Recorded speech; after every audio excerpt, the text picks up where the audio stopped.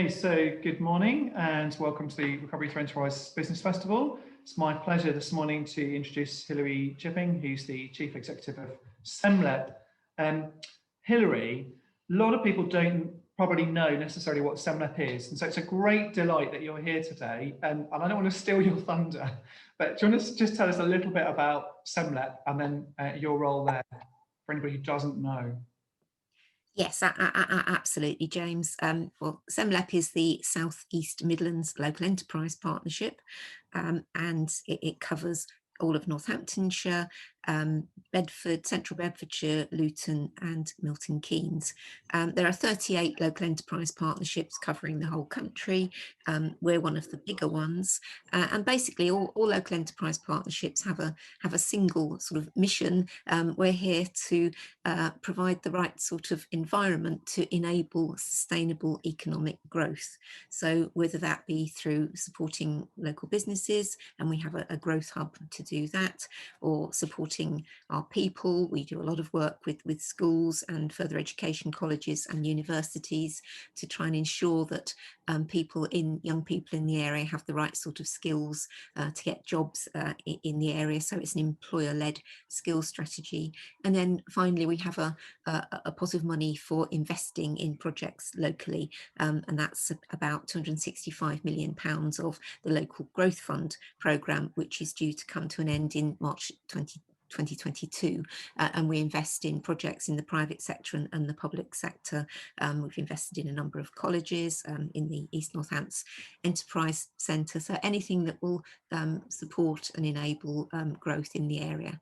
I'm the Chief Executive. I've been with SEMLEP right from the beginning, from day one, when it was really just me and a chair and a board of directors, and now we're up to about 45 people, broadly split between those three areas that I talked about: growing business, growing people, and growing places.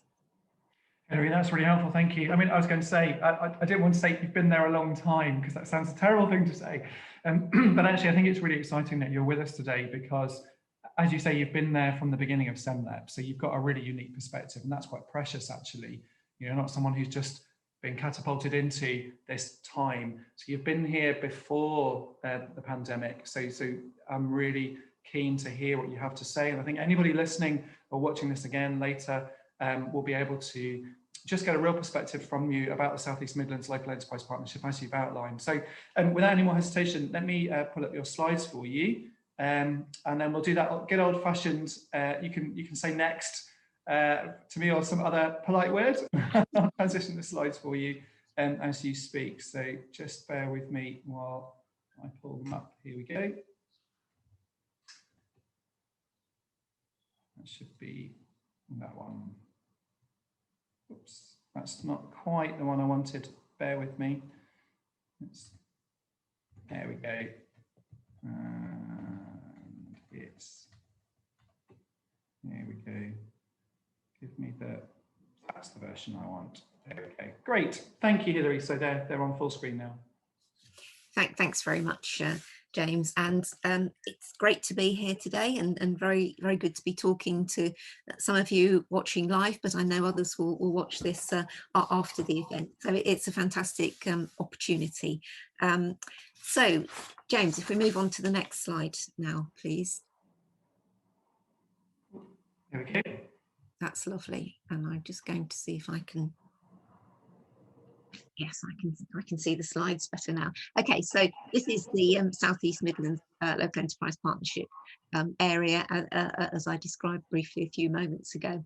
So we have the whole of Northamptonshire, and shortly the Northamptonshire, as many of you will know probably, will be divided into two unitary authorities. So Corby Kettering, East Northampton Wellingborough will be North Northamptonshire Council, and South Northants, Daventry and Northampton will be West Northants Council. So at that point, the SEMLEP area will consist of 6 unitary local authorities. So Bedford, Central Beds, Luton and Milton Keynes are already unitary authorities. So it will be a nice compact area. All 6 local authority leaders will sit on our board. We also have 12 private sector board directors and a representative of the universities. At the moment, it's University of Cranfield Vice Chancellor Sir Peter Gregson.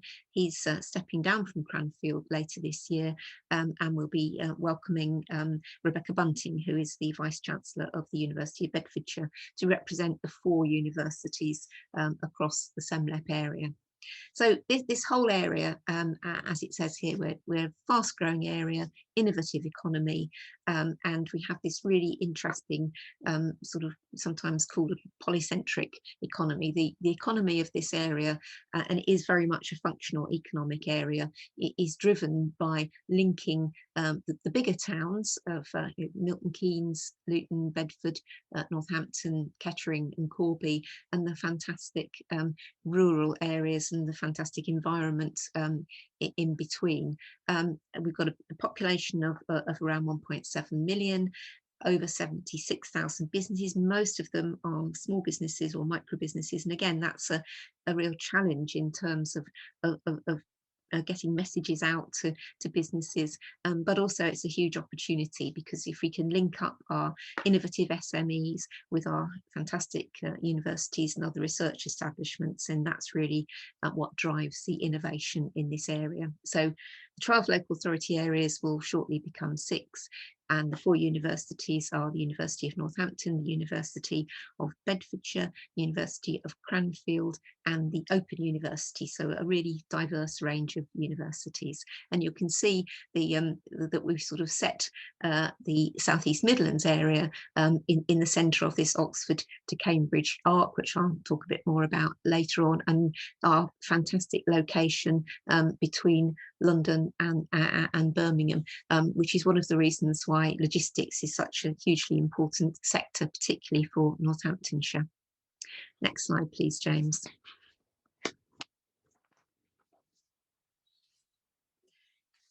So these are some of the sort of highlight figures. Now, these are pre-COVID figures, but I'll go on to talk about the economic recovery in this area and the way that it will be driven by innovation and a wholly green recovery. But you can see that, you know, that when we talk about this whole area as being highly innovative, these world-class high technology clusters, in particularly around Silverstone in Northamptonshire, technical testing at Millbrook, at Cranfield, Marla in Northampton, and really leading the way in some of these important new technologies, such as the future of mobility, new sustainable fuels being tested, such as hydrogen at Chelveston and other places, batteries, the move towards electric vehicles, autonomous vehicles. This is absolutely the place, the part of the country where we test out new ideas. And you can see from the statistics here, as I say, pre-COVID statistics, but hopefully we will be up there again over the next year or so. So I think the one about new businesses, you know, 1 in 29 of every new business that was established was in the SEMLEP area in 2019. I think that's you know, that's fantastic, and those businesses tend to survive longer than nationally, which is another great statistic. We're a fast-growing area. Our housing completions are still well above what one would expect for this area, which is contributes about 3% to the national population.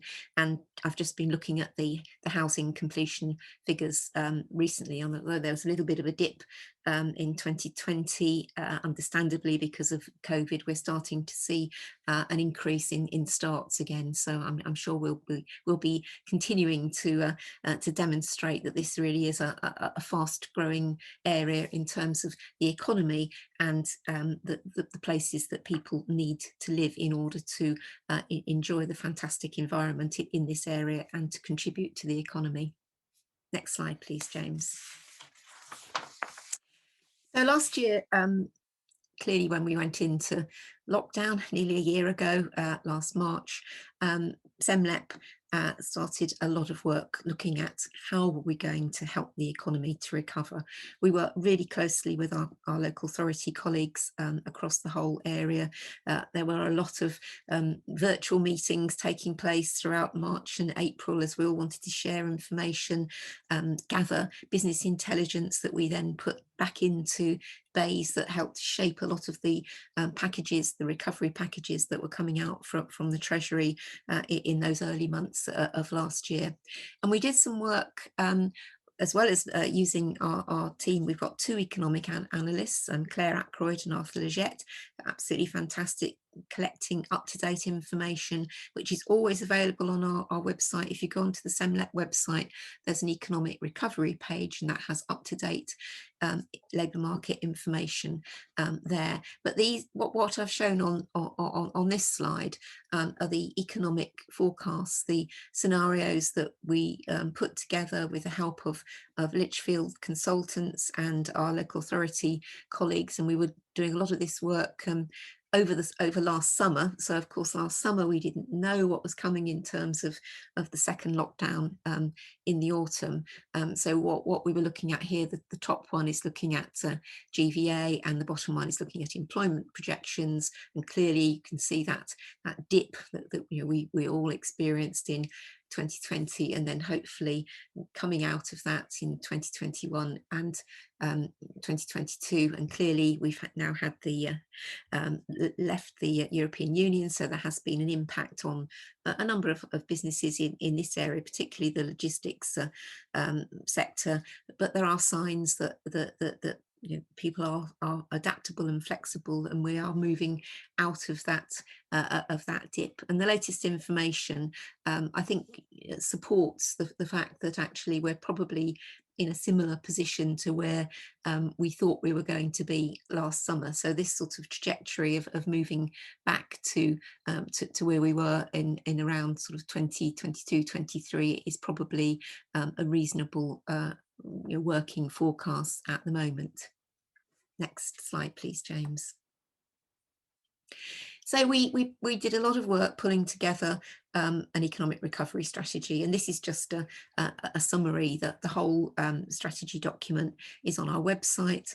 And it's very much a live document, so we'll be adding to it and providing information about new initiatives all the time. But what we wanted to do in a very sort of simple way was to look at the three periods that businesses were going through. So the survive in 2020, how can we provide that immediate support to businesses? Stabilizing, that's been a difficult time, and indeed yesterday we heard more from the Prime Minister about how we're going to be coming out of lockdown. It's the data, not the dates, and I know that's going to have a real impact on, particularly on the leisure and hospitality sector. So we've got a lot of help and support to be providing for our businesses, but we're gradually coming through that stabilize and then growing, and during that period of growth beyond 2022, we can really build on the fantastic assets that we have in this area. So the recovery strategy was a document that really just pulled together in one place, hopefully easy for businesses to access, exactly what's available from SEMLEP and from our local authority colleagues and through our Growth Hub and business advisors. And we brigaded it into the 5 foundations of productivity. So we looked at ideas, innovation, commercialization, future mobility, clean growth. We looked at people, and our skills team within SEMLEP has been working incredibly hard, from everybody working from home, of course. Over the lockdown, we've been working with schools, giving lots of information to young people and people that need to perhaps change the focus of their careers because of what's happened during the pandemic, making sure that people have information about online courses that they can do, how they can perhaps look at where more jobs are becoming available in the healthcare sector, for example. So perhaps a change to a different emphasis in people's careers, but that information, and then also ensuring that that young people, even though they're not in school and not able to have that vital work experience in the flesh at the moment, we're looking at online virtual work experience, which we're understanding is we're getting some very positive feedback from schools and young people at the moment. With our infrastructure and our investment through our local growth fund, a particular focus on the transition to zero carbon, both in terms of transport, energy, the need for digital infrastructure. I mean, clearly, we've all been working from home where we can, and obviously not, if you're in manufacturing or if you're delivering goods to people, you can't work from home. But those of us that have been working from home have been really relying on that digital infrastructure, and we need to ensure that it is fit for purpose going forwards.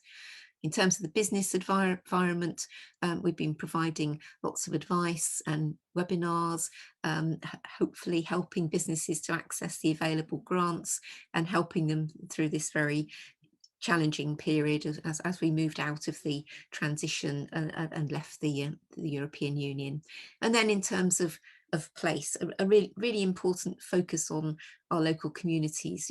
We've all been spending a lot more time in our local communities, hopefully getting to know the local environment a bit better, supporting some of our local businesses perhaps, and that's going to be really important going forwards. And it's really important to understand how perhaps people in rural communities have experienced more isolation. It's been more difficult to use public transport. So our recovery strategy is very much focused on looking at where those parts of our communities are likely to be most badly hit, and how can we support them with the recovery going forwards. Next slide, please, James. So now I'm coming on to the Oxford to Cambridge arc, and this is very much about the opportunities for the future. So the Northamptonshire, the Semlep area, we're right at the centre of this Oxford to Cambridge arc.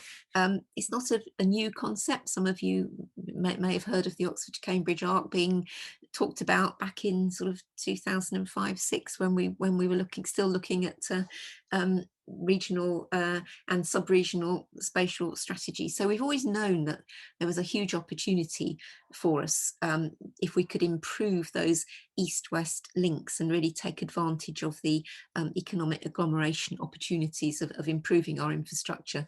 We've got fantastic links from north to south with the West Coast Main Line, Midland Main Line going through our area and the M1, but those east to west links have always been poor, and with the opportunity presented by East West Rail, which now it's got the go ahead to do the stretch from Bicester to Bletchley, but we still need to go from Bletchley to Bedford and Bedford to Cambridge. That's really going to join up our part of the country with Oxford and Cambridge and give us those opportunities for innovation. We last October, we presented an economic prospectus to government, which really set out the what this area could offer in terms of innovation. And last week, the government announced what's called the ARC Spatial Framework, and what that will do is really emphasise that government is absolutely committed to working with this area, doing an in-depth assessment of the big infrastructure and investment needs of the whole area, making sure that we're much better joined up in planning terms for infrastructure, that there's a join up across government departments, which is something that we've all been asking for some time, and that there are some resources that will come to this area to help us do that integrated planning. So fantastic opportunity for joining up this ARC, this, as it says here, a network of successful, fast-growing and productive places, 3.8 million residents, GVA of 111 billion, and 10 amazing and diverse universities, including Oxford and Cambridge. And they're really working together, working with the local enterprise partnerships, with local communities and local authorities to drive forward this innovation-led growth. Next slide, please, James. So this is, already a fantastic area. We have the greatest density of research and development institutions in this area compared with all other parts of the UK. We've got the 10 universities, as I've already mentioned. Cranfield has a global research airport, which is no other university in the country can boast that opportunity, and it's really leading the way in terms of moving towards net zero aviation. We've got a history in this area of doing fantastic things. Those of you that are aware of Bletchley Park and the code breakers, and the very first computer was developed there. Over the last year, we've seen the development of vaccines, working from Oxford University and then AstraZeneca over in Cambridge. And quantum computing also in the Oxford area. So we're really, I think we talked a lot within our local industrial strategies, if you looked at those, about how in this area at the centre of the Oxford Cambridge arc, this is where we commercialise opportunities. So we can bring in those fantastic spin outs from the research going on at Oxford and Cambridge in this part of the arc, and particularly in Northamptonshire. There's lots of space. We can, so for example, we're starting to see life sciences companies coming across from Cambridge, where there isn't a lot of space. It's expensive to have a premise in and around Cambridge, but over in Northamptonshire, we have that space. We can welcome businesses and provide the sort of environment that they want in order to grow. And the opportunities, if you look at the right hand side of the slide, so our sectors that we've focused on: advanced manufacturing, future transport, future energy, and that digital and creative theme. And I think one of the really important features of this area is that we have that crossover, and it's when you start to get that crossover from the fantastic scientific innovative research, and then you have that creativity as well. That's when things really start to happen, and I think that the pandemic really brought to life some of the things that we'd been talking about. So for example, we have the centre of a high performance engineering cluster around Silverstone. That means that we have companies that are able to move really quickly to respond to challenges and problems, and that's what they were able to do at the start of the pandemic. We had companies saying, right, what can we do? We're at the forefront of 3D printing or whatever. We can help with making masks, making PPE equipment, manufacturing vaccines, everything. All of those opportunities came together, and I think that demonstrated and really told the story that we've those of us that live and work in this area have known the fantastic opportunities at the centre of the arc for some years, and I think now is the time that we can point to what's going on and the opportunities for the future. Next slide, please, James. So this is where we are at the moment in terms of setting out our economic opportunities. So the economic prospectus talked about the potential to at least double the gross value added to 200 billion per annum by 2050, maybe before 2050. And also we set out the way in which government could invest in these 5 key innovation themes around life sciences, net zero aviation, the future of transport, the future of energy, and space. All of those fantastic opportunities for innovation in this area. We can bring together the ingredients, whether it be forefront research at the forefront of innovation, fantastic entrepreneurial SMEs, universities, people, and a wonderful natural environment. It's all here in this area, and that's what gives us this, as we say, transformative economic potential. We do need some investment. We need some investment both from government, but we also need the private sector on side. And I think if we can start to really set out our story through the economic prospectus, we've got government support, and we can do better integrated planning for the future through our ARC spatial framework. And we've really, if you've not yet been able to read the document that government published last week, it's not a very long document, but it's absolutely,